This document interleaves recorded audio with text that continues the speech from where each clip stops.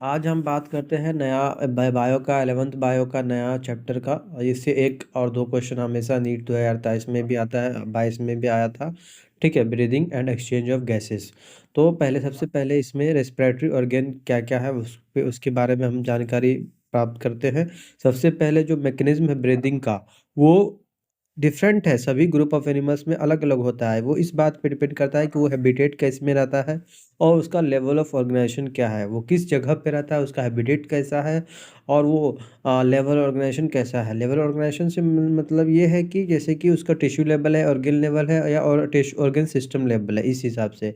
अब हम lower invertebrate की बात करते हैं तो जैसे कि स्पॉन्ज, स्लेंटरेटा, फ्लैटवर्म, ये सब में जो है O2 और CO2 का जो एक्सचेंज होता है वो बॉडी सरफेस के द्वारा होता है। ठीक है, तो उसको सिंपल डिफिजन भी बॉडी सरफेस के द्वारा होता है, सिंपल डिफिजन के में होता है। इसमें कोई भी एनर्जी का यूज़ नहीं होता है।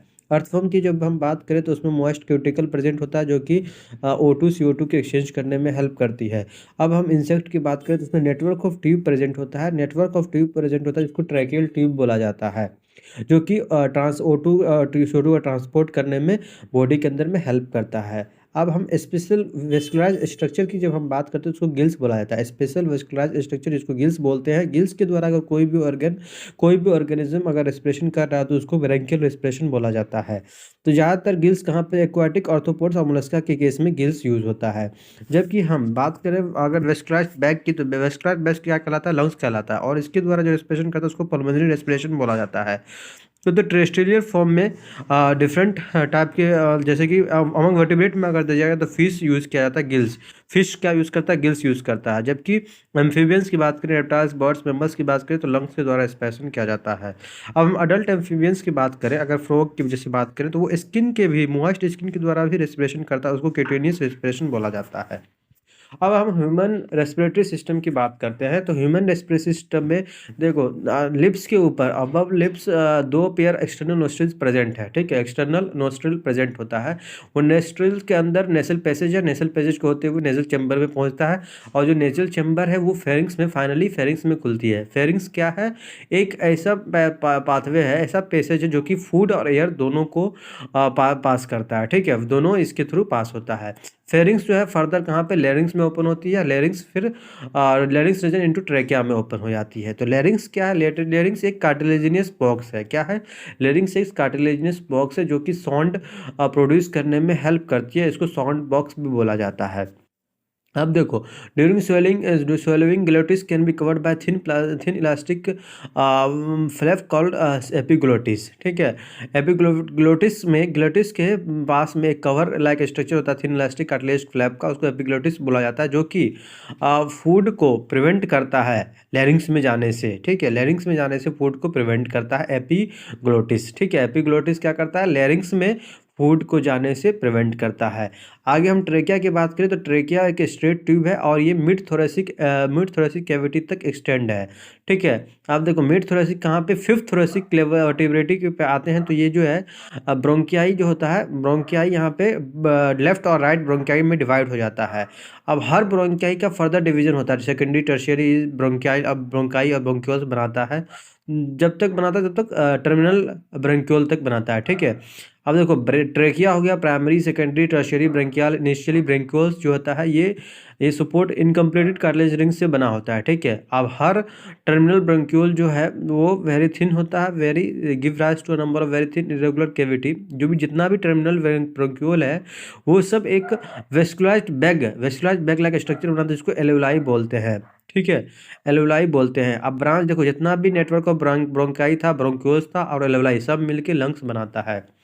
जो लंग्स है उसके पे दो membrane, double double layer present होता है। लंग्स पे डबल लेयर प्रेजेंट होता है, उसको प्लूरा बोलते हैं। ठीक है, और दो लेयर के बीच में जो फ्लूइड प्रेजेंट होता है उसको प्लूरल फ्लूइड बोला जाता है। ये जो है ये फ्रिक्शन को रिड्यूस करता है, लंग सरफेस में आपस में जो फ्रिक्शन होता है उसको रिड्यूस करता है।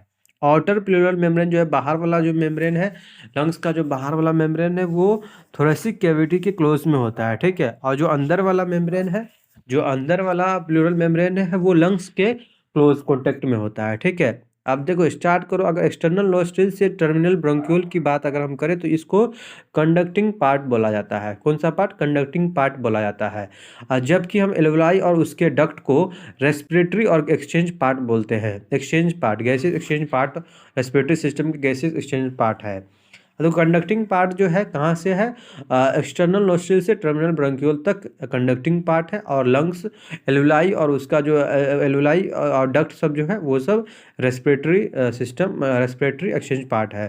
तो कंडक्टिंग पार्ट जो है इसका ये क्या काम करता है?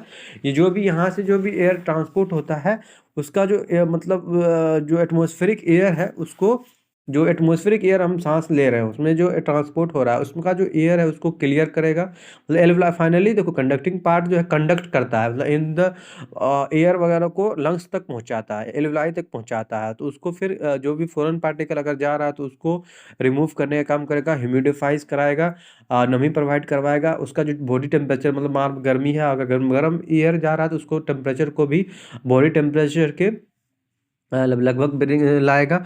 और जो एक्सचेंज पार्ट है वहाँ पे एक्चुअल में O2 CO2 का डिफ्यूजन होता है ब्लड और एटमॉस्फेरिक एयर में। ठीक है, जो एक्सचेंज पार्ट है, एक्सचेंज पार्ट यानी एल्वेलाई, एल्वेलाई में एक्चुअल डिफ्यूजन होता है O2 CO2 का, किसके बीच में? ब्लड और एटमॉस्फेरिक एयर के बीच में। अब लंग्स की हम बात करें तो ये थोरेसिक चैम्बर है। ये लंग्स कहाँ पे सिचुएटेड है? थोरेसिक चैम्बर में। और ये एनाटॉमिकली देखा जाए तो एक एयर टाइट चैम्बर है। कैसा चैम्बर है? एयर टाइट चैम्बर है। अब थोरेसिक चैम्बर में लंग्स प्रेजेंट होता है, तो थोरेसिक चैम्बर का जो बाउंड्री है उसको हम देखते हैं। तो थोरेसिक चैम्बर जो है वो डोर्सली अगर देखा जाए तो वर्टिब्रल कॉलम से जुड़ा रहता है, वेंट्रली अगर देखा जाए तो स्टर्नम से जुड़ा है, और लेटरली तो रिब्स प्रेजेंट है, और ऑन लोअर साइड में डोम शेप का डायफ्राम प्रेजेंट है। तो इसका थोरेसिक चैम्बर का बाउंड्री याद रखना है। ठीक है, तो ये एनाटॉमिकल सेटअप जो होता है थोरेक्स में, उसमें लंग्स प्रेजेंट होता है। और कोई भी मतलब कोई भी चेंज अगर थोरेसिक कैविटी में जो भी चेंज होगा ना वही सेम रिफ्लेक्ट कहाँ करेगा? लंग्स में, लंग्स कैविटी में। ठीक है, तो वो सेम चीज़ लंग्स कैविटी में ही रिफ्लेक्ट करेगा। यानी कि थोरेसिक कैविटी में अगर वॉल्यूम में कोई चेंज आ रहा है तो लंग्स में के वॉल्यूम में भी चेंज आएगा। ऐसी अरेंजमेंट को, such an arrangement is essential for breathing. ये जो अरेंजमेंट है थोरेसिक कैविटी का और लंग्स का, लंग्स कैविटी का, ये दोनों का जो अरेंजमेंट है ये ब्रीदिंग में हेल्प करता है। As we can not directly alter the pulmonary, इसीलिए हम मतलब डायरेक्ट पल्मोनरी वॉल्यूम को वो कंट्रोल नहीं कर सकते, वो डायरेक्ट चेंज नहीं कर सकते। इसीलिए दोनों का जो अरेंजमेंट है थोरेसिक कैविटी और लंग्स कैविटी का एक एनाटॉमिकल स्पेशल अरेंजमेंट है। अब जो रेस्पिरेशन जो होता है उसमें कुछ स्टेप्स प्रेजेंट होती है। देखो 5 स्टेप्स है। पहला जो है ब्रीदिंग और पल्मोनरी वेंटिलेशन जो होता है, O2 एटमॉस्फेरिक एयर को अंदर लिया जाता है और CO2 को एल्वेलाई से बाहर रिलीज किया जाता है। अब O2 अंदर गया तो डिफ्यूजन ऑफ गैस होगा। एलुलर मेम्ब्रेन के पास, जो एलुलर मेम्ब्रेन के जब आते हैं तो वहाँ पे O2 अंदर जाएगा, CO2 बाहर जाएगा। फिर जो ट्रांसपोर्ट ऑफ गैस ब्लड के द्वारा ट्रांसपोर्ट किया जाता है गैसेस का, मतलब डिफरेंट डिफरेंट जगह, मान लो कहीं पे ऑक्सीजन नीड है तो वो ब्लड के थ्रू ही ऑक्सीजन को पहुंचाया जाता है। ठीक है, अब कहीं टिश्यू तक पहुंचा गया, अब देखो टिश्यू तक गया तो टिश्यू में ऑक्सीजन गया, फिर ऑक्सीजन में टिश्यू में जो CO2 था उसको वापस वहाँ से निकाला जाता है, फिर CO2 के द्वारा ब्लड के द्वारा फिर बाहर फेंका जाता है, बाहर रिलीज किया जाता है। अब देखो जो सेल होगा, मतलब कोई भी सेल जिसमें O2 जाए उसका यूटिलाइजेशन होगा। यूटिलाइजेशन क्या करेगा? वो कैटाबॉलिक रिएक्शन कराएगा और रिजल्टेंट में क्या होगा? रिलीज होगा, CO2 को रिलीज किया जाएगा। ठीक है, अब हम मैकेनिज्म की बात, अब हम नेक्स्ट टॉपिक भी मैकेनिज्म ऑफ ब्रीदिंग की बात करते हैं। तो ब्रीदिंग जो है वो 2 स्टेज में इन्वॉल्व होता है। इसमें ब्रीदिंग में 2 स्टेज इन्वॉल्व होता है। इंस्पिरेशन, इसमें क्या होता है जो एटमॉस्फेरिक एयर बॉडी के अंदर लेते हैं उसको इंस्पिरेशन बोलते हैं। एंड एक्सपायरेशन, एक्सपायरेशन में क्या होता है जो एल्वेलर एयर है, जो CO2 है, उसको हम रिलीज आउट बॉडी से बाहर रिलीज करने के प्रोसेस को बोला जाता है। अब जो मूवमेंट है एयर का, जो मूवमेंट है इनटू और आउट लंग्स में, अंदर लंग्स के अंदर ले जाना और बाहर करना, ये प्रेशर ग्रेडियंट जो प्रेशर ग्रेडियंट के बनने की वजह से होता है। प्रेशर ग्रेडियंट किसके बीच में बनेगा? लंग्स और एटमॉस्फेयर के बीच में प्रेशर ग्रेडियंट बनता है, उसकी वजह से एयर को लंग्स के अंदर और बाहर रिलीज किया जाता है। तो इंस्पिरेशन में पहले हम देखते हैं कि ये प्रेशर, जब लंग्स के अंदर प्रेशर अगर बहुत कम हो, मतलब नेगेटिव हो, लेस देन हो एटमॉस्फेयर के मुकाबले, अगर लंग्स में प्रेशर कम हो, इंट्रा लंग्स के अंदर प्रेशर को क्या बोलते हैं? Intra pulmonary pressure. ठीक है, वो कम होना चाहिए एटमॉस्फेरिक प्रेशर को। There is negative pressure. ठीक है, लंग्स के अंदर नेगेटिव प्रेशर उसको बोलते हैं, लंग्स में होना चाहिए negative, there is negative pressure in the lungs with respect to atmosphere pressure के अकॉर्डिंग, ठीक है। तो इसमें इंस्पिरेशन होगा। एक्सपायरेशन में क्या होगा, एक्सपायरेशन में क्या होगा, इसमें जो इंट्रा पल्मोनरी प्रेशर है वो हाई होगा, वो हायर होगा देन एटमॉस्फेरिक प्रेशर से, ठीक है। तो इसमें क्या है, डायफ्राम और इसकी एक्सपायरेशन, एक्सपायरेशन में कुछ डायफ्राम हो गया और कुछ मसल्स है, पहला set of muscles external intercostal ribs के बीच में जो मसल्स प्रेजेंट होती है उसको इंटरकोस्टल रिब, इंटरकोस्टल मसल्स बोला जाता है। तो ये जो मसल्स है इसकी वजह से भी ये भी जो ग्रेडियंट बन रहा है लंग्स और एटमॉस्फेयर के बीच में, उसमें हेल्प जनरेट ग्रेडियंट जनरेट करने में हेल्प करती है। तो इंस्पिरेशन में बात करें तो एक तो सबसे पहले लंग्स में प्रेशर कम होना चाहिए, उसके अलावा डायफ्राम की जब हम बात करें तो इसमें कॉन्ट्रैक्शन होना चाहिए, ठीक है। कॉन्ट्रैक्शन अगर डायफ्राम में होगा तो जो वॉल्यूम होगा थोरेसिक चैम्बर का, थोरेसिक कैविटी का, वो बढ़ जाएगा। वो बढ़ेगा किस में, एंटीरियर पोस्टीरियर एक्सिस में बढ़ेगा वो, ठीक है। यानी कॉन्ट्रैक्शन ऑफ डायफ्राम में अगर कॉन्ट्रैक्शन हो रहा है तो वॉल्यूम बढ़ेगा थोरेसिक चैम्बर में, तो एंटीरियर पोस्टीरियर एक्सिस में, ठीक है। और और जो कॉन्ट्रैक्शन एक्सटर्नल और कॉन्ट्रैक्शन इसमें भी होना चाहिए, इंटरकोस्टल मसल्स में भी कॉन्ट्रैक्शन होना चाहिए, ठीक है। एक्सटर्नल इंटरनल कोस्टल मसल्स में भी कॉन्ट्रैक्शन होना चाहिए, जो कि रिब को लिफ्ट अप कर देगा, ठीक है। स्टर्नम और रिब को लिफ्ट ऊपर कर देगा, ठीक है, जिसकी वजह से वॉल्यूम बढ़ जाएगा। तो थोरेसिक चैम्बर में वॉल्यूम बढ़ जाएगा। तो ये किस किस एक्सिस में होगा, डोर्सो वेंट्रल एक्सिस में होगा, ठीक है। तो ओवरऑल क्या होगा, थोरेसिक वॉल्यूम बढ़ेगा, थोरेसिक वॉल्यूम बढ़ेगा तो सिमिलरली पुल्मोनरी वॉल्यूम भी बढ़ जाएगा। पुल्मोनरी वॉल्यूम बढ़ेगा तो जब भी वॉल्यूम बढ़ता है तो प्रेशर घट जाता है। वॉल्यूम बढ़ता है, वॉल्यूम और प्रेशर का इन्वर्सली रिलेशनशिप है। तो वॉल्यूम बढ़ेगा तो प्रेशर कम हो जाएगा, ठीक है। तो जिसकी वजह से डिक्रीज हो जाएगा प्रेशर, और उसके हिसाब से जो एयर है आउटसाइड से वो लंग्स के अंदर चला जाएगा। तो इस प्रोसेस को इंस्पिरेशन बोला जाता है। अब रिलैक्सेशन की बात करें तो रिलैक्सेशन में जब अगर रिलैक्सेशन अगर डायफ्राम और इंटरकोस्टल मसल्स जो है वो अगर रिलैक्स कर रहा है, रिटर्न अपने पोजीशन पे आ रहा है, डायफ्राम अगर और रिटर्न अपने पोजीशन पे आ रहा है, ठीक है, और स्टर्नम भी अपने नॉर्मल पोजीशन पे आ जा रहा है, तो उससे क्या होगा, थोरेसिक वॉल्यूम जो है, थोरेसिक वॉल्यूम रिड्यूस हो जाएगा। अब वॉल्यूम अगर कम हो रहा है तो प्रेशर बढ़ जाएगा, प्रेशर बढ़ेगा तो इंट्रा पल्मोनरी प्रेशर अगर बढ़ेगा तो जो गैस होगा वो बाहर निकल जाएगा, जो एयर होगा वो बाहर निकलेगा, तो इसको एक्सप्रेशन बोला जाता है, ठीक है। इस प्रोसेस को एक्सप्रेशन होता है। तो जो हमारे पास एबिलिटी है कि जो इंस्पिरेशन एक्सप्रेशन की जो है उसको हम मतलब रेगुलेट कर सकते हैं, help with help of additional muscles of abdomen में जो मसल्स प्रेजेंट है उसकी मदद से जो इंस्पिरेशन और एक्सप्रेशन का स्ट्रेंथ है उसको हम कंट्रोल कर सकते हैं, ठीक है। ऑन एन एवरेज अगर हम देखा जाए तो एक हेल्दी वुमेन जो होता है वो 12 से 16 बार एक मिनट में, 12 से 16, 12 to 16 टाइम्स इंस्पिरेशन मतलब सांस लेता है, ठीक है, ब्रीथ करता है। तो volume of air involve in breathing movement. अब जो वॉल्यूम ऑफ एयर कितना, ब्रीदिंग मूवमेंट में कितना वॉल्यूम इन्वॉल्व हो रहा है उसको मेजर करने के लिए एक इंस्ट्रूमेंट का यूज़ किया जाता है, इसका क्या नाम है, स्पायरोमीटर। स्पायरोमीटर के इंस्ट्रूमेंट के यूज़ करने से हम किसी भी व्यक्ति का ये पता कर सकते हैं कि वो कितना वॉल्यूम ब्रीदिंग में यूज़ कर पा रहा है, ठीक है। ये फिर क्लिनिकली इसमें कोई भी पल्मोनरी लंग्स में कोई प्रॉब्लम तो नहीं है, उसको जांच के लिए ये यूज़ किया जाता है। अब हम बात करेंगे रिस्पायरेटरी वॉल्यूम एंड कैपेसिटीज़ की बात करेंगे यहाँ पे। तो सबसे पहले हम वॉल्यूम में टाइडल वॉल्यूम की बात करते हैं। तो टाइडल वॉल्यूम बेसिकली जो हम नॉर्मल रेस्पिरेशन करते हैं उसमें जितना वॉल्यूम इंस्पायर कर रहा है नॉर्मल में, मतलब कोई फोर्स नहीं होना चाहिए, नॉर्मल रेस्पिरेशन में हम जितना वॉल्यूम इंस्पायर करते हैं या फिर एक्सपायर करते हैं उसी को टाइडल वॉल्यूम बोला जाता है। इसका जो है लगभग अप्रोक्सीमेटली 500 ml है। एक हेल्दी मैन जो होता है वो इंस्पायर एक्सपायर कितना करता है, अगर एक मिनट की बात किया जाए तो नॉर्मल इसका वैल्यू, टाइडल वॉल्यूम का नॉर्मल वैल्यू 500 ml है, ठीक है। मतलब 500 ml वॉल्यूम नॉर्मल रेस्पिरेशन के दौरान कोई भी पर्सन वॉल्यूम को इंस्पायर और एक्सपायर कर सकता है।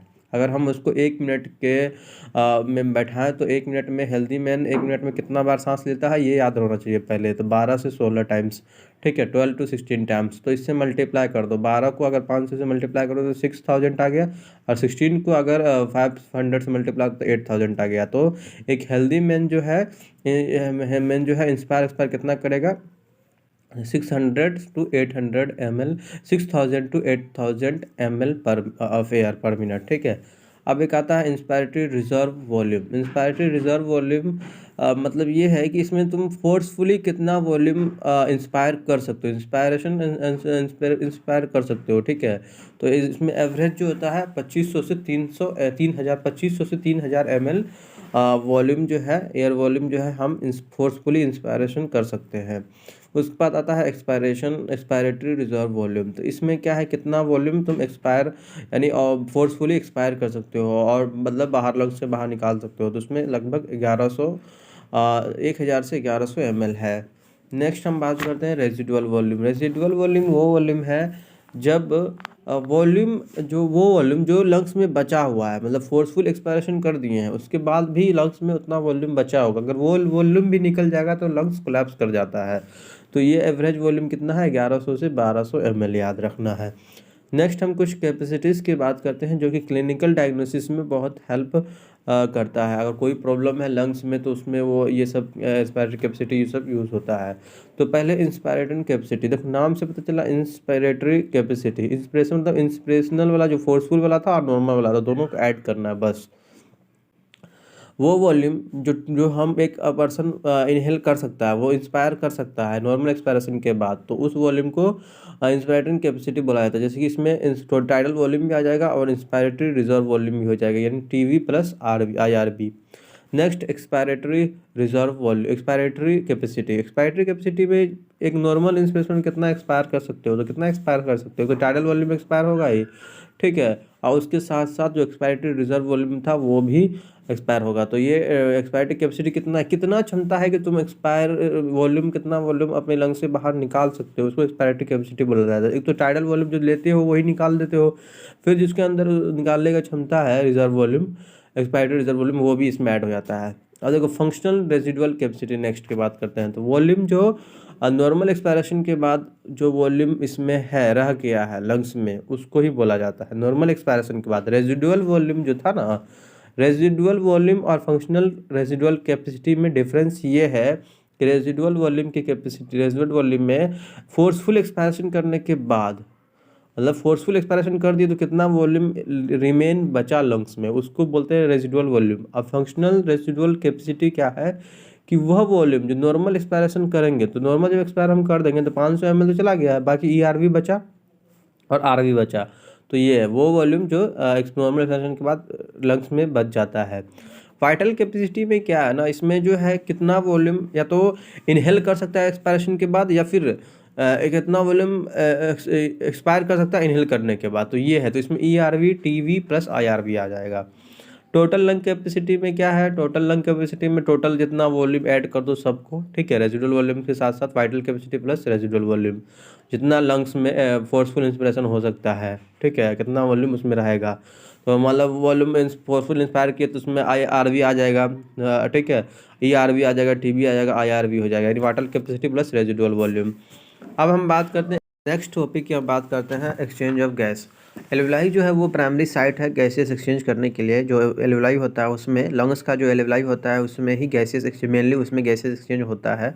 तो गैसेस एक्सचेंज जो होता है एल्वेलाई में होता है। उसके बाद कहाँ पे होता है, ब्लड और टिश्यू के बीच में भी होता है, ठीक है, ब्लड और टिश्यू के बीच में भी गैस एक्सचेंज होता है। O2 CO2 का जो एक्सचेंज है वो सिंपल डिफ्यूजन द्वारा होता है, ठीक है, सिंपल डिफ्यूजन द्वारा ही होता है। उसमें मेनली ये देखा जाता है कि प्रेशर ग्रेडियंट या कंसंट्रेशन ग्रेडियंट के थ्रू हो जाता है सिंपल डिफ्यूजन, हाई कंसंट्रेशन से लो कंसंट्रेशन की तरफ इजिली डिफ्यूजन हो जाता है। तो इसमें कोई भी ATP या एनर्जी की आवश्यकता नहीं पड़ती है। जो सोलेबिलिटी होता है, जो भी जो मतलब डिफ्यूज़न है, डिफ्यूज़न मेनली डिफ्यूज़न जो है मेनली दो फैक्टर पे डिपेंड करता है। एक तो गैस का सोलेबिलिटी कैसा है और थिकनेस मेम्ब्रेन, जो जिस मेम्ब्रेन पे वो डिफ्यूज़न करना है उसका थिकनेस कैसा है। तो ये दो इंपॉर्टेंट फैक्टर है जो कि रेट ऑफ डिफ्यूज़न को अफेक्ट करती है, ठीक है। तो सबसे पहले हम डिफ्यूज़न की बात करें तो डिफ्यूज़न जो है ना एल्वेलाई में तो होता ही होता है, लेकिन ब्लड और टिश्यू में भी होता है। और O2 CO2 जो एक्सचेंज है वो सिंपल डिफ्यूजन द्वारा होता है, मेनली प्रेशर ग्रेडियंट हो गया या फिर कंसंट्रेशन ग्रेडियंट के थ्रू। अब डिफ्यूजन के लिए दो इंपॉर्टेंट बात होना बहुत दो इंपॉर्टेंट फैक्टर है, जो कि सोलिबिलिटी ऑफ गैस और थिकनेस ऑफ मेम्ब्रेन का सोलिबिलिटी कितना ज़्यादा, जिसका ज़्यादा सोलिबिलिटी होगा वो ज़्यादा सोल्यूबल होगा। तो ये रेट ऑफ डिफ्यूजन को अफेक्ट करती है। अब देखो, प्रेशर कंट्रीब्यूट क्या करता है, ये जो पार्शियल प्रेशर क्या होता है, जो बहुत सारा गैस है, बहुत मिक्सचर ऑफ गैस है, CO2 N2 O2 P2 PO2 CO2 सब बहुत सारा गैस है, तो उसमें से कोई एक इंडिविजुअल गैस का जो कंट्रीब्यूट होता है, जो कंट्रीब्यूशन करता है, तो उसी को पार्शियल प्रेशर बोला जाता है। जैसे कि ऑक्सीजन CO2 ये सब बहुत सारा गैस है, तो उसमें ऑक्सीजन का जो अपना कंट्रीब्यूशन है उसको पार्शियल प्रेशर ऑफ O2 बोला जाता है। तो इसको लिखने के लिए PO2 लिखा जाता है और CO2 को लिखने के लिए PCO2 लिखा जाता है, ठीक है। तो जो पार्शियल प्रेशर दो गैस का है, एटमॉस्फेयर और जो साइट है डिवीजन का, उसके बीच में नीचे टेबल में दिया गया है। देखो पहले रेस्पिरेटरी गैस की बात करते हैं। टेबल देखो 17.1 में जो टेबल दिया गया है, इसको पहले समझने की कोशिश करते हैं। देखो रेस्पिरेटरी गैस में ऑक्सीजन की बात करें तो एटमॉस्फेरिक एयर में 159 है, ठीक है। नॉर्मली एटमॉस्फेयर में ज़्यादा है और उसके बाद एलुलाई में कम है, तो ये एटमॉस्फेयर से एलुलाई के अंदर पहुंचेगा ऑक्सीजन। फिर ब्लड में डीऑक्सीजन ब्लड में देखो और कम है, तो एलुलाई से ब्लड में पहुंचेगा। ब्लड ऑक्सीजनेटेड ब्लड में 95 है, ठीक है, टिश्यू में 40 है। तो जो ऑक्सीजन का पाथवे है ना, तो वो एलुलाई से ब्लड में जाएगा, फिर ब्लड से टिश्यू में जाएगा, ठीक है। जो ऑक्सीजन का पार्शियल प्रेशर ऑक्सीजन का जो पाथवे है वो एलुलाई से ब्लड में जाएगा, फिर ब्लड से टिश्यू में जाएगा, ठीक है। सिमिलरली अगर CO2 का हम देखें तो इसका ऑपोजिट डायरेक्शन में है, इसी का ग्रेडियंट ऑपोजिट डायरेक्शन में, ये टिश्यू से ब्लड में जाता है, फिर ब्लड से एलुलाई में पहुंचता है। तो जो सोलिबिलिटी ऑफ CO2 है, जो CO2 का जो सोलिबिलिटी है वो 20 से 25 टाइम्स ज़्यादा है O2 के कंपेरिजन में, ठीक है। तो जो CO2 का जो अमाउंट होता है वो जल्दी डिफ्यूज़ कर जाता है। जैसे मान लो कोई डिफ्यूजन मेम्ब्रेन है, उसका अगर हम उसका डिफरेंस देखें पर यूनिट, अगर कोई डिफ्यूजन मेम्ब्रेन है तो उसमें CO2 का डिफ्यूज़ रेट ज़्यादा होगा as compare to the oxygen, ठीक है। अब डिफ्यूजन मेम्ब्रेन जो होता है वो 3 मेजर लेयर से बना होता है। नेमली जैसे देखा जाए तो पहला थिन स्क्यूमस एपिथेलियम होगा, एलुलाई का थिन स्क्यूमस एपिथेलियम होगा, फिर एंडोथेलियम होगा एलुलर कैपिलरीज का, ठीक है। और बेसमेंट सब्सटेंस बीच में प्रेजेंट होता है, बेसमेंट सब्सटेंस बीच में प्रेजेंट होता है। हाँ, लेकिन ये जो 3 मेम्ब्रेन से मिलकर 3 मेजर लेयर से बिन के बना, तो फिर भी इसका जो थिकनेस है वो मिलीमीटर से 1 मिलीमीटर से कम ही होगा, लेस देन अ मिलीमीटर, ठीक है। तो therefore all the factor in our body favourable diffusion O2 from, देखो अब ये सब जो है जितना भी फैक्टर दिख रहा है, तो इसमें जो है डिफ्यूजन O2 का एलुलाई से टिश्यू होगा और CO2 का टिश्यू से एलुलाई होगा। बेसिकली ये देखो ना, एलुलाई में ऑक्सीजन का खजाना है, ठीक है। तो एलुलाई से टिश्यू वो है जिसको ऑक्सीजन चाहिए, तो उसके पास ऑक्सीजन कम होता है। तो O2 का डिफ्यूजन जो होता है ना, एलुलाई से टिश्यू की तरफ होता है, और CO2 टिश्यू में बनता है, तो टिश्यू में वहाँ पर टिश्यू में CO2 ज़्यादा है, तो CO2 टिश्यू से एलुलाई की तरफ जाता है, ठीक है। डिफ्यूजन रेट देखें ना, तो कार्बन मोनोऑक्साइड का भी अगर बात किया जाए तो उसका सबसे ज़्यादा होता है, ठीक है, 210 टाइम्स ज़्यादा होता है, ठीक है। फिर उसके बाद CO2, फिर O2 आता है। ट्रांसपोर्ट ऑफ गैस की बात करें तो जो ब्लड है वो एक मीडियम है O2 और CO2 को ट्रांसपोर्ट करने के लिए, ठीक है। O2 CO2 को ट्रांसपोर्ट करने के लिए ब्लड एक मीडियम है जिसके थ्रू O2 CO2 ट्रांसपोर्ट किया जाता है। अगर O2 की पहले हम बात करते हैं तो 97% जो O2 होता है वो RBC के द्वारा ब्लड में ट्रांसपोर्ट किया जाता है। रिमेनिंग 3% की अगर हम बात करते हैं तो वो प्लाज्मा के थ्रू ट्रांसपोर्ट किया जाता है, डिजॉल्व स्टेट में प्लाज्मा के थ्रू ट्रांसपोर्ट किया जाता है। अगर CO2 की जब हम बात करते हैं तो नियरली 20 से 25% CO2 ही RBC के थ्रू ट्रांसपोर्ट किया जाता है, जबकि 70% मेजर वाला पार्ट जो है 70% जो है उसको बाइकार्बोनेट के थ्रू ट्रांसपोर्ट किया जाता है, और 7% अबाउट 7% CO2 जो है डिजॉल्व स्टेट में प्लाज्मा के थ्रू ट्रांसपोर्ट किया जाता है। अब हम सबसे पहले ट्रांसपोर्ट ऑफ ऑक्सीजन की बात करते हैं तो हीमोग्लोबिन जो होता है ब्लड में एक हीमोग्लोबिन प्रेजेंट होता है, एक क्या क्या है, blood red colour iron containing pigment है, ठीक है, जो कि RBC में प्रेजेंट होता है। O2 जो है हीमोग्लोबिन से बाइंड करता है और ऑक्सी हीमोग्लोबिन बनाता है। ऑक्सी हीमोग्लोबिन जो बनता है वो एक रिवर्सिबल मैकेनिज्म है। रिवर्सिबल का सेंस ये है कि ये O2 और हीमोग्लोबिन बॉन्ड बना भी सकता है, टूट भी सकता है ज़रूरत पड़ने पर, ठीक है। तो जितना भी हीमोग्लोबिन प्रेजेंट होता है वो कम से कम एक बार में 4 ऑक्सीजन को अपने से बाइंड कर सकता है, ठीक है, कैरी कर सकता है। एक हीमोग्लोबिन 4 ऑक्सीजन को कैरी कर सकता है, ठीक है। अब जो है हीमोग्लोबिन जो है अगर वो बाइंड उस हीमोग्लोबिन को, अगर ऑक्सीजन को हीमोग्लोबिन से बाइंड करना है तो सबसे पहले उसका जो partial pressure, primarily partial pressure देखा जाएगा। पार्शियल प्रेशर जो बाइंडिंग ऑफ ऑक्सीजन है, जो ऑक्सीजन से अगर हीमोग्लोबिन बाइंड कर रहा है तो सबसे पहले इसमें कुछ फैक्टर है वो देखा जाता है। सबसे पहले ये देखना है कि पार्शियल प्रेशर ऑफ O2 कितना है, फिर पार्शियल प्रेशर ऑफ C2 क्या है, CO2 क्या है, फिर हाइड्रोजन आयन कंसंट्रेशन क्या है, टेम्परेचर क्या है, कुछ और भी फैक्टर है जो कि इसके बाइंडिंग को इंटरफेयर कर सकता है। ठीक है, अब ये जो ग्राफ दिखाया गया है सिग्मॉइड कर्व का ग्राफ है, जो कि पर सेचुरेशन, हीमोग्लोबिन के सेचुरेशन और O2 के बीच में बनाया गया है। ठीक है, ये जो कर्व है इस कर्व को ऑक्सीजन डिसोसिएशन कर्व बोला जाता है। ठीक है, ये जो है इसका बहुत अच्छा यूज़फुल है स्टडी करने में, CO2H+ का कंसंट्रेशन करने में। ठीक है, आप देखो बाइंडिंग ऑफ O2, अगर हीमोग्लोबिन से जब O2 बाइंड करेगा एल्वुलाई में जब ये कहाँ पे O2 से हीमोग्लोबिन बाइंड करेगा, मेनली एल्वुलाई में। ठीक है, तो एल्वुलाई में ही क्यों बाइंड करता है, तो क्योंकि वहाँ पे एल्वुलाई में जो है, मैं पहले बताया था एल्वुलाई में ऑक्सीजन ज़्यादा होता है, तो यहाँ पे ऑक्सीजन ज़्यादा है। एल्वुलाई में हम बात करते हैं तो ऑक्सीजन ज़्यादा है और CO2 कम है, H+ कंसनट्रेशन भी कम है और टेम्परेचर भी कम रहता है। तो ये सब फैक्टर जो है ये सब फेवरेबल किसके लिए है, ऑक्सी हीमोग्लोबिन फॉर्मेशन करने के लिए, यानी ऑक्सीजन को हीमोग्लोबिन से बाइंड करने के लिए ये सब फेवरेबल कंडीशन दिया गया है। तो यहाँ पे ऑक्सी हीमोग्लोबिन का फॉर्मेशन हो जाएगा। जबकि अगर हम बात करते हैं टिश्यू की, जब हम बात करते हैं टिश्यू में मैं पहले बता चुका हूँ, टिश्यू में CO2 का अमाउंट ज़्यादा होता है, तो वहाँ पे CO2 में, टिश्यू में PO2 कम होता है, फिर CO2 का मात्रा ज़्यादा होता है, H+ कंसंट्रेशन ज़्यादा होता है, टेम्परेचर भी ज़्यादा होता है। ठीक है, ये सब किसके लिए फेवरेबल है, ऑक्सी हीमोग्लोबिन के डिसोसिएशन के लिए ये फेवरेबल है। जैसे कि पहले बता चुका हूँ, ऑक्सी हीमोग्लोबिन ये जो रिएक्शन बनता है ये एक रिवर्सिबल मैकेनिज्म है। ये इस बात पे डिपेंड करेगा कौन ज़्यादा है कौन कम है। अगर ऑक्सीजन ज़्यादा होगा तो बाइंड कर जाएगा, अगर ऑक्सीजन कम होगा तो डिसोसिएट करने लगेगा ऑक्सी हीमोग्लोबिन। ठीक है, तो O2 गेट बॉन्ड्स। ठीक है, अब लंग सरफेस पे अगर देखें, अगर हम लंग सरफेस पे बात करें या एल्वुलाई में बात करें तो वहाँ पे हीमोग्लोबिन से O2 बाइंड करता है, बॉन्ड होता है। ठीक है, जबकि टिश्यू लेवल पे आते हैं तो वहाँ पे डिसोसिएट करता है, यहाँ पे टूटता है। ठीक है, अलग होता है। तो 100 ml अगर हम ऑक्सीजनेटेड ब्लड लेते हैं तो उसमें, ठीक है, अगर 100 ml oxygenated blood can deliver 5 ml of O2, अगर 100 ml ऑक्सीजनेटेड ब्लड है तो उसमें 5 ml O2 को टिश्यू तक डिलीवर किया जाएगा नॉर्मल फिजियोलॉजिकल कंडीशन में। मतलब 100 ml ब्लड में 100 ml ब्लड में, ठीक है, 5 ml ऑक्सीजन को टिश्यू तक पहुँचाया जाता है।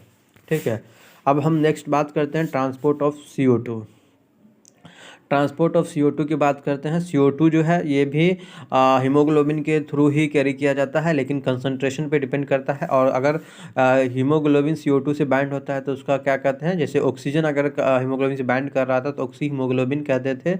इसी तरह CO2 अगर हीमोग्लोबिन से बाइंड करता है तो यहाँ पे कार्बो अमीनो हीमोग्लोबिन बोला जाता है, जो कि कितना ब्लड के थ्रू ट्रांसपोर्ट होता है CO2, 20 से 25%। ठीक है, तो ये बाइंडिंग भी, कार्बो अमीनो हीमोग्लोबिन का जो बाइंडिंग है ये भी पार्शियल प्रेशर पे कुछ मेजर फैक्टर पे डिपेंड करेगा। जैसे पार्शियल प्रेशर ऑफ CO2 क्या है और PO2 क्या है, ये मेजर फैक्टर है जो कि इस बाइंडिंग को अफेक्ट करता है। ठीक है, अगर PCO2 यानी पार्शियल प्रेशर ऑफ CO2 ज़्यादा होगा और PO2 कम होगा, जो कि अक्सर कहाँ पे देखा जाता है, टिश्यू लेवल पे, तो वहाँ पे कार्बन डाइऑक्साइड ज़्यादा बाइंड कर जाएगा, मोर बाइंड करेगा। ठीक है, जबकि अगर हम एल्वुलाई के पास देखते हैं तो वहाँ पे PCO2 यानी पार्शियल प्रेशर ऑफ CO2 कम होता है, PO2 partial pressure of O2 ज़्यादा होता है, तो वहाँ पे डिसोसिएशन करेगा। ठीक है, कार्बो हीमोग्लोबिन डिसोसिएट कर जाएगा। ठीक है, अब CO2 की बात करें तो CO2 टिश्यू लेवल पे बाइंड करता है, CO2 टिश्यू लेवल पे बाइंड करता है और हीमोग्लोबिन से और एल्वुलाई लेवल तक पहुंचाता है। RBC जो है, RBC के अंदर एक एंजाइम प्रेजेंट होता है, कार्बोनिक एनहाइड्रेज एंजाइम। ठीक है, जो कि बहुत मैक्सिमम अमाउंट हाई कंसंट्रेशन में प्रेजेंट होता है। ठीक है, इसका कुछ थोड़ा सा भी जो कार्बोनिक एनहाइड्रेज है ये प्लाज्मा में भी माइन्यूट क्वांटिटी में प्रेजेंट होता है। ये एंजाइम जो है रिएक्शन को, फॉलोइंग रिएक्शन को बोथ डायरेक्शन में फैसिलिटेट करता है। ठीक है, टिश्यू लेवल पे जब हम बात करते हैं तो CO2 का कंसंट्रेशन ज़्यादा होता है। ठीक है, क्योंकि वहाँ पे कैटाबॉलिज्म रिएक्शन बहुत ज़्यादा है। ठीक है, वहाँ पे एनर्जी बहुत यूज़ हो रहा है, कैटाबॉलिज्म रिएक्शन वहाँ पे ज़्यादा है। तो CO2 अगर ब्लड में डिफ्यूज़ करता है तो CO2 ब्लड डिफ्यूज़ करके एक आयन बनाता है SCO3 -+ आयन बनाता है, ठीक है, जो टिश्यू लेवल पे अगर बाइंड करता है तो SCO3 और बाइकार्बोनेट और H+ आयन बनाता है कार्बोनिक एनहाइड्रेस के प्रेजेंट में, ठीक है। एल्वेलाई की लेवल के बाद एल्वेलाई की बात करें तो एल्वेलाई में CO2 का कंसंट्रेशन कम होता है, तो रिएक्शन ऑपोजिट डायरेक्शन में लीड कर जाता है और यहाँ पे टूट कर CO2 और H2O बन जाता है। H2CO3 जो है टूट कर CO2 + H2O बन जाता है। इसी तरह जो CO2 trapped bicarbonate at tissue level, जो टिश्यू लेवल पे CO2 को बाइकार्बोनेट के रूप में ट्रैप किया जाता है और ट्रांसपोर्ट किया जाता है एल्वेलाई तक पहुंचाया जाता है, वहाँ पे CO2 रिलीज़ किया जाता है। अब 100 ml ऑक्सीजन ब्लड में 100 ml ब्लड में कितना अमाउंट CO2 रहेगा? 4 ml CO2 एल्वेलाई तक पहुँचाएगा, डिलीवर करेगा, ठीक है। 100 ml deoxygenated blood 4 ml CO2 deliver करेगा एल्वेलाई में, ठीक है। इसी तरह पहले भी 100 ml ऑक्सीजनेटेड ब्लड कितना 5 ml ऑक्सीजन टिश्यू तक डिलीवर करेगा, ठीक है।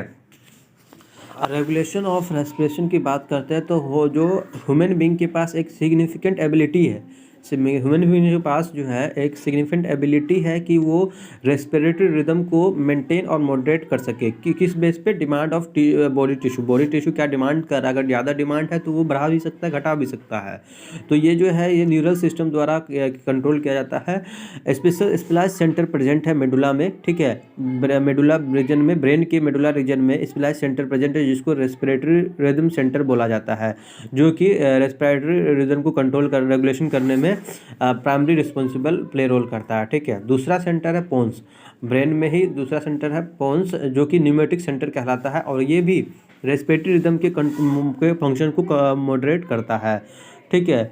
न्यूरल सिग्नल इस जो ड्यूरेशन होता है इंस्पिरेशन का उसको कम करता है, जिसकी वजह से रेस्पिरेटरी रेट में चेंज आता है। कीमोसेंसिटिव एरिया, अब देखो रिदम सेंटर जो है ना, जितने भी रिदम सेंटर है ये प्राइमरीली जो होता है ना, ये CO2 के कंसंट्रेशन के और हाइड्रोजन प्लस के कंसंट्रेशन के लिए ज़्यादा सेंसिटिव होता है।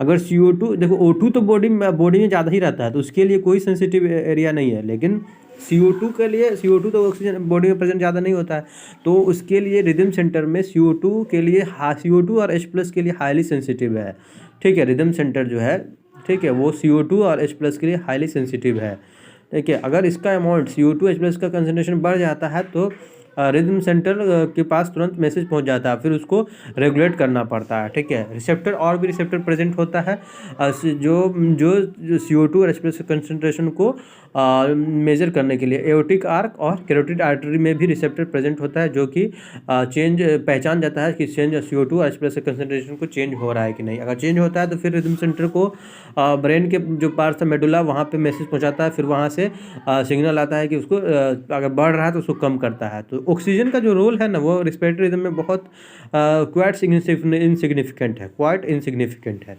अब हम कुछ डिसऑर्डर की बात करते हैं। पहले अस्थमा की बात करते हैं। अस्थमा जो है, अस्थमा क्या है? जो ब्रीदिंग में डिफ़िकल्टी आने लगती है। क्यों आने लगती है? इन्फ्लामेशन ऑफ ब्रोंकाई और ब्रोंकियल में, ब्रोंकाई और ब्रोंक्यूल्स में इन्फ्लामेशन हो जाता है, ठीक है। उसके वजह से ब्रीदिंग में डिफ़िकल्टी आने लगती है, ठीक है, उसको अस्थमा बोलते हैं। एम्फीसीमा की बात करें तो एम्फीसीमा एक क्रोनिक डिसऑर्डर है जो कि एल्वुलर वॉल जो होता है, एल्वुलाई में जो एल्वुलाई वॉल होता है वो डैमेज हो जाता है, जिसके वजह से अब एल्वुलाई वॉल में ही CO2 O2 का डिफ्यूजन होना है। अगर वही डैमेज हो रहा है तो उसका रेस्पिरेटरी सरफेस जो होगा वो कम हो जाएगा। ये ज़्यादातर सिगरेट मेजर क्यों होता है? सिगरेट स्मोकिंग करने से, ठीक है।